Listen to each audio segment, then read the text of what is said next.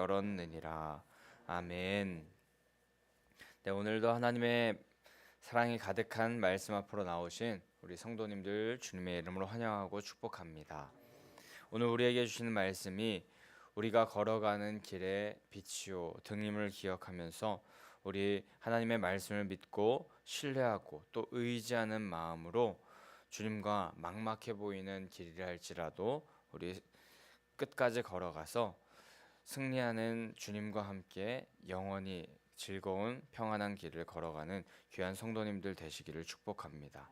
주님과 끝까지 동행하여 믿음으로 승리하는 귀한 성도님들 되시기를 축복합니다. 네, 오늘은 이제 1절 말씀에 일제히, 어제 본문이었었는데요, 일제히 모든 백성이 모여서 책의 내용을 듣고 말씀을 듣고 그것이 우리의 힘이다 라고 그렇게 고백하는 귀한 말씀 이후에 이제 13절부터의 말씀을 보게 되는데, 일곱째 달 절기, 7월의 절기, 초막절이라는 절기를 준수하는 그런 내용이 담겨져 있습니다.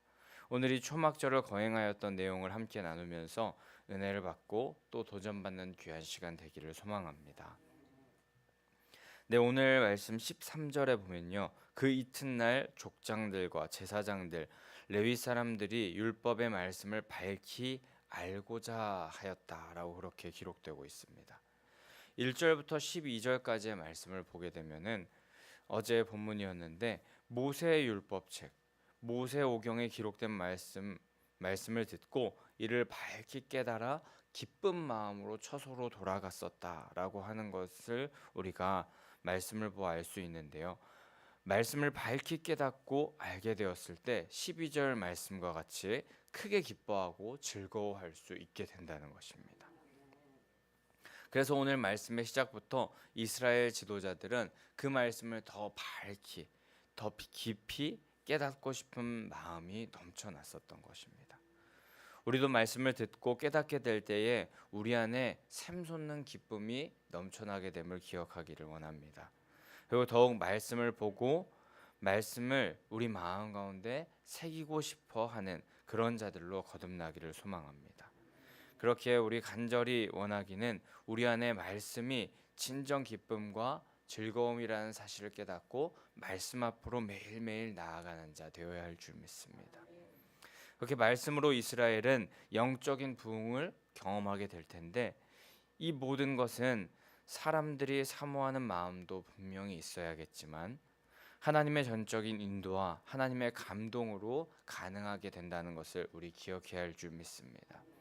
어제 새벽에 담임 목사님께서 말씀하셨듯이 8장 1절 말씀에 보면 모든 백성이 일제히 수문 앞 광장에 모여 라고 그렇게 기록되는 것으로 보아서 일제히 그렇게 그 자리 광장 앞으로 모일 수 있었던 것, 그것은 하나님께서 이스라엘 백성들에게 임하시고 은혜를 베푸셨기 때문에 가능한 것이었습니다.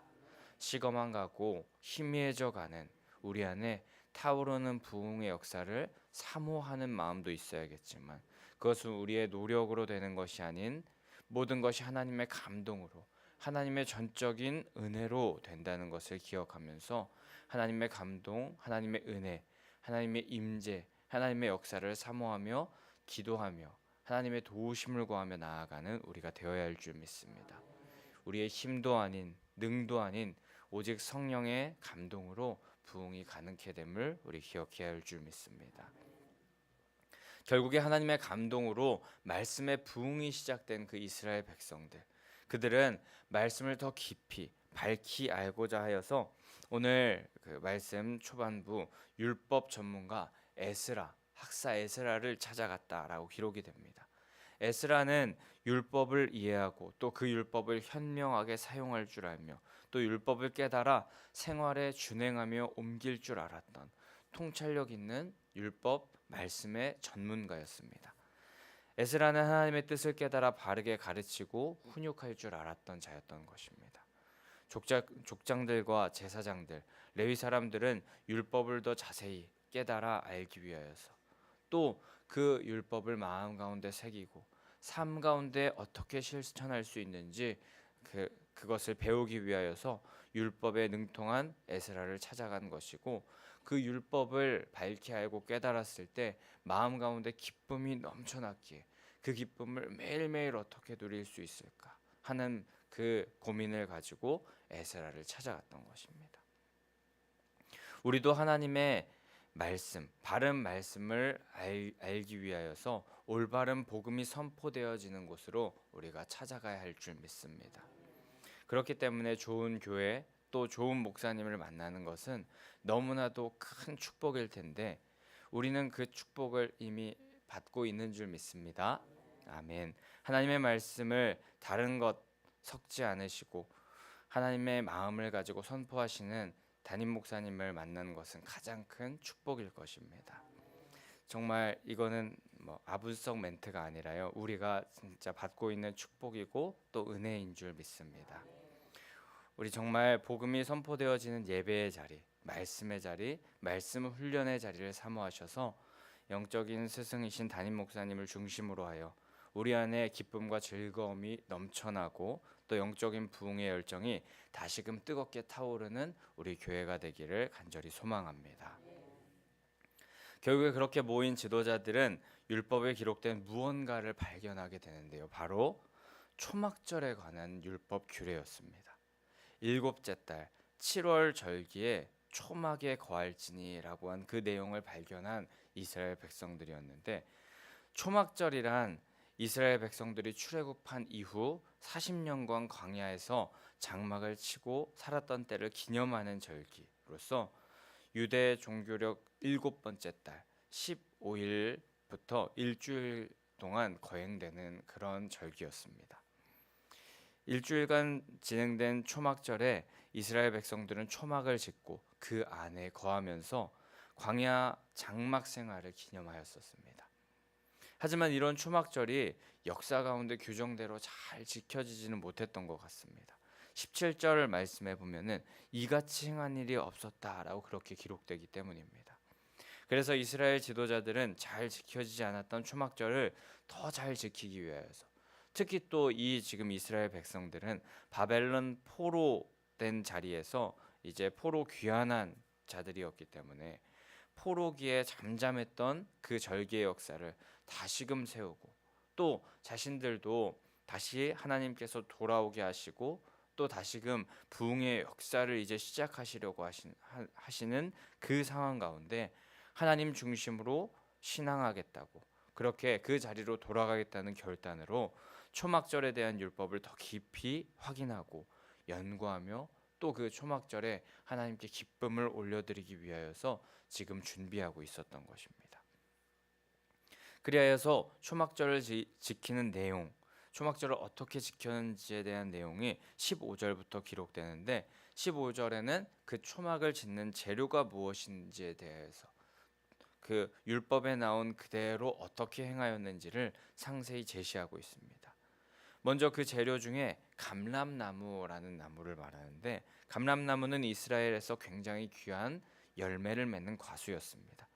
이 나무의 열매는 그대로 먹을 수도 있고 올리브유를 짤 수도 있었다고 합니다. 그리고 이 나무는 또 그 과수로서의 그 일을 다 하게 되면은 굉장히 견고한 그런 목재였기 때문에 여러 가지 목재로서의 역할을 감당할 수도 있었다고 합니다. 들감람나무 또한 등장하고 있는데, 이 나무 또한 굉장히 좋은 목재였으며, 화석류 나무는 에스더의 히브리식 이름인 하다사라는 이름과 같은 이름을 갖고 있는 나무였는데 정숙한 여성을 상징하는 나무였습니다. 또 종려나무는 3에서 7m까지 높이까지 자라면서 잎이 무성하고 아름다운 아름다운 나무였고, 열매를 맺기까지는 40년 정도의 시간이 걸리지만 그 이후 한 90년, 150년까지 결실할 수 있는 장수목이었다고 합니다. 열매와 여러 용도의 목재로 사용될 수 있는 나무들을 기록하고 있습니다. 그 나무들로 16절에 백성들이 초막을 짓기 시작하는데, 누군가는 지붕 위에, 누군가는 뜰 안에, 누군가는 하나님의 전뜰 안에, 또 누군가는 숨은 광장 안에, 누군가는 에브라임 문 광장에 초막을 지었습니다. 자기 집이나 뜰에 초막을 지은 사람들은 타 지역에 올라오는 사람들을 위하여서 성전과 또 광장의 자리를 양보하며 지은 것이고, 지금 너나 할 것 없이 모두가 그 자신의 집에도 또 집 앞에도 또 하나님의 전뜰에도 광장에도 여러 지금 살고 있는 모든 곳에 초막절을 지키기 위해서 초막을 지키고 있는, 말씀대로 행하는 모습을 보이고 있는 것입니다. 이렇게 많은 이들이 초막절을 말씀대로 지키면서 사상 유례 없는 초막절기가 의미 있게 거행되고 있었습니다. 특히 17절 처음의 말씀과 같이 사로잡혔다가 돌아온 회중들 모두가 초막절 절기 행사에 참여하고 있었습니다. 그런데 이렇게 그 초막절 절기 행사에 참여하고 있었던 사람이 사로잡혔다가 돌아온 회중들이었는데, 7장 4절 말씀에 보면 이 사로잡혔다가 돌아온 이스라엘 사람들의 마음은 어떤 마음이었었습니까? 7절 4절에는 성읍은 광대하였으나 거주하는 사람이 적었다라고 기록되는 것으로 우리가 보아서 예루살렘 성읍에 모여 살며 신앙 공동체 정체성을 유지해야 했던 그런 이스라엘 백성들이었지만, 그렇게 그 모여서 신앙 정체성을 유지하기보다는 뿔뿔이 흩어져서 편한 대로 자기 생각과 방법대로 살았던 그런 이스라엘 백성들의 모습이었습니다만, 그들이 하나님의 감동으로 말씀 앞에 서게 되고 또 하나님의 능력으로 인해 신앙의 개혁이 일어났으며, 또 결국에 포로 생활 중에도 지키시고 다시금 이 자리로 인도하신 하나님의 은혜에 감사하면서 초막절기를 율법대로 말씀대로 지키기를 힘쓰는, 그렇게 말씀대로 지키는 자들로 변화된 모습을 우리가 오늘 이 사로잡혔다가 돌아온 회중들의 모습에서 볼 수 있게 되는 것입니다. 자신의 정체성은 하나님의 자녀이며 또 하나님을 예배하는 자이고 하나님의 말씀을 지켜 행하는 자라는 것을 깨닫고 이제 말씀대로 살아가겠다는 결단을 그들이 하게 되었던 것입니다. 그런데 그들이 지금 이 초막절이라는 절기를 지키고 있는데, 이 절기는 출애굽 광야 생활을 선하게 인도하시고 보호하신 하나님의 은혜에 감사하는 절기라고 말씀드렸었는데, 그런 절기이기 때문에 바벨론, 페르시아 포로 중에도 지켜 보호하시고 다시금 이 예루살렘, 이스라엘로 돌아오게 하셨으며, 또 신앙 공동체의 정체성을 갖게 하신 하나님을 붙잡는 그 시작으로는 너무나도 의미 있는 절기였을 것입니다. 하나님으로 인하여 소망은 상실되어 가고 점점 희미해져 가고 퇴색되어지는 그런 상황 가운데 놀라운 반전의 이야기를 계획해 놓으시는 그 하나님을 발견할 수 있었던 절기였을 것이고, 또 함께 율법 앞으로 또 말씀 앞으로 나아가서 이 깨달은 절기를 지키면서 그 의미를 통하여서 이스라엘은 17절에 후반부에 보면은 세상의 것으로 얻을 수 없는 놀라운 기쁨으로 크게 기뻐하게 될 수 있었던 것입니다. 이 초막절기, 그 이스라엘의 절기를 지키는 이 이스라엘 백성들의 모습을 보게 되면서 우리들도 기억하길 원하는 것이 있습니다. 우리들도 여러 가지 절기를 지키고 있습니다. 현대 교회에서는 크게 사순절, 또 부활절, 추수감사절, 성탄절 등의 절기를 우리가 함께 지키고 있습니다. 그런데 이런 절기의 의미를 제대로 알고 지키지 못한다면 그냥 평범한 시간으로 지나갈 수밖에 없을 것입니다. 달력에 지나가는 숫자 정도밖에 되지 않을 것입니다. 절기의 의미를 모른다면 우리는 세상에서 사용하는 태양력 안에 살아가는 정도의 인생을 살게 될 뿐일 것입니다. 하지만 우리에겐 그리스도인으로서의 정체성을 지키며 하나님과 동행할 수 있도록 하는 그리스도인의 달력, 교회력이 있습니다. 우린 태양력 안에 살지만 그 가운데 교회력을 기억하면서 세상과는 구별된 정체성을 띠고 살아가야 하는 것입니다. 특별히 우리는 지금 교회력의 기간 중에 어떤 절기를 보내고 있습니까? 사순절의 시간을 걷고 있습니다. 사순절은 어떤 절기일까요? 부활을 맞이하기를 준비하는 그런 단계, 그런 절기로 재수요일이라는 그 시간을 시작으로 고난 주간까지를 지나는 40일 동안 예수님의 순환을 생각하면서 절제하고 참고 견디며 말씀 앞에 겸손히 서는 시간이 사순절입니다. 고난 없는 영광은 없다는 것을 기억하면서 예수님의 십자가에 동참하며 결국에 부활에 참여하는 자가 되길 소원하는 마음으로 거룩하게 보내는 절기가 바로 사순절입니다. 우리는 이 교회력과 절기를 무시하지 않고 세상 속에서 그리스도인의 정체성을 붙잡고 말씀 가운데 살게 되면 결국에 오늘 17절의 이스라엘 백성들과 같이 세상에서 얻을 수 없는 큰 기쁨과 감사로 넘치는 인생을 살게 될 것입니다. 하나님의 은혜가 더 깊이 새겨지게 될 것이며 사순절기를 잘 보내면 보낼수록 그 이후의 부활절, 부활의 기쁨은 더 크게 느껴질 것입니다. 제가 이 절기에 대해서 더 크게 또 이 절기를 더욱더 중요하게 또 그 내용을 알고 이 절기를 보내게 되면 더욱더 유익이 있다는 것을 깨닫게 될 수 있었던 것은 제가 신학교에 다닐 때 존경했던 교수님께서 하셨던 말씀 때문인데요. 이 교수님은 사순절에 말도 줄이고 또 식사도 줄이고 약속도 줄이고 절제하고 참고 인내하신다고 합니다. 만나고 싶은 친구도 덜 만나고 심지어 설교를 하실 때도 기쁨의 선포까지도 절제하셨다고 합니다. 예수님의 순환에 초점을 맞추어서 잠잠히 설교하시다가 일부러 억눌렸던 마음을 부활절이 되면 할렐루야를 시작으로 기쁨과 즐거움의 선포를 마음껏 하면서 그 기쁨을 더 크게 누리시고 또 함께 예배하는 성도들도 그 기쁨에 동참하게 하셨다는 것입니다. 이와 같이 교회력과 절기의 내용과 의미를 잘 이해하여서 하나님께서 누리시는 기쁨을 더 크고 놀랍게 누릴 수 있었다고 하시는 것이었습니다. 기독교에는 역사가 있습니다. 아름다운 신앙의 전통 또한 있습니다. 교회력과 절기 등을 선하게 우리는 잘 사용하여서 하나님 안에서 누리는 기쁨을 더 크게 누릴 수 있는 우리들 될 수 있는 줄 믿습니다. 교회력을 우리 가운데 허락하신 하나님을 기억하시며 하나님 안에 그 절기와 교회력을 통해 기쁨을 더 크게 누리시는 성도님들 되시길 축복합니다. 허나 그렇게 나아가기 위해서는 그 절기를 보내는 중 잊지 말아야 할 것이 있는데요. 바로 18절 말씀과 같이 하나님의 율법, 말씀을 가까이 하며 나아가야 한다는 것입니다.